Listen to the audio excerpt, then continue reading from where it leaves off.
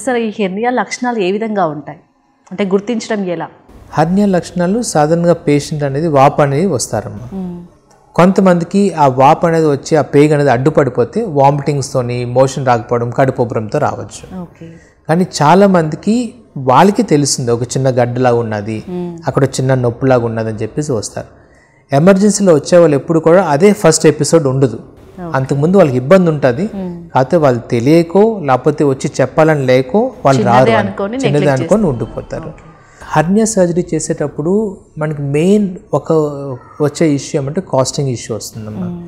ఎందుకంటే ఆ ఐపామ్లో మనం వాడే మెష్ ట్యాకర్స్ అని వాడతాం. వాటి కాస్టే మనకు అరౌండ్ 80,000 to 90,000 ఉంటుంది. సో ఈ టైప్ చేసినప్పుడు మనకి ఆ మెష్ అనేది మనం రెగ్యులర్ మెష్ వాడడానికి అవుతుంది. ఎందుకంటే మనం పేగులు టచ్ చేసేటట్టు పెట్టము ఈ మెష్. ఇది మనం ఒక లేయర్ క్రియేట్ చేసి ఆ మధ్యలో మనం పెడతాం కాబట్టి.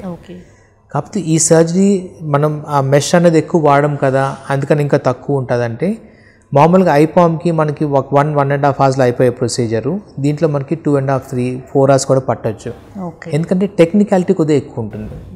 సో ఈ చేసే విధానంలోని మనం కొద్దిగా టైం స్పెండ్ చేసేది ఎక్కువ ఉంటుంది, డిసెక్షన్ ఎక్కువ ఉంటుంది, మనకి పేషెంట్కి కొద్దిగా కాంప్లెక్స్ ఉంటుంది కాబట్టి ఆ లేయర్స్ అన్ని సపరేట్ చేసుకొని మనం పెట్టాలి కాబట్టి మనకి ఈ చేసే ప్రొసీజర్కి టైం ఎక్కువ పడుతుంది. సో దాంట్లో మనకి కాస్ట్ ఇది ఎక్కడైతే మనకి సేవ్ అవుతుందో కొద్దిగా మనకి అక్కడ ఖర్చు అవుతుంది.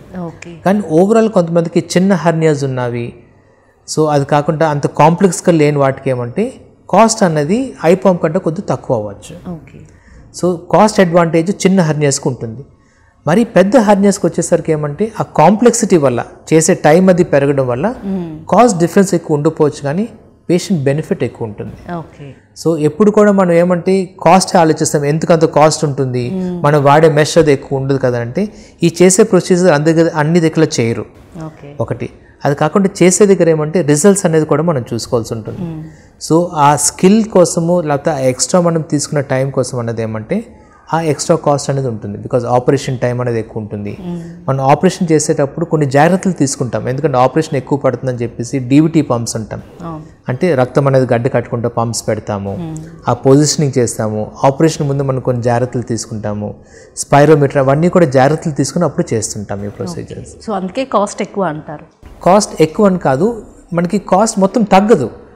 అంటే మనం ఏమనుకుంటుంటే ఓకే మెష్ అనేది మనం తక్కువ పడుతున్నాం కదా, సో దానికి దీనికంటే ఇప్పుడు ఫర్ ఎగ్జాంపుల్ 10 rupees అయింది అనుకోండి సర్జరీకి మామూలుగా, అంటే ఇది మనకి 2 rupeesలో అయిపోతుందంటే it may not work out in that way.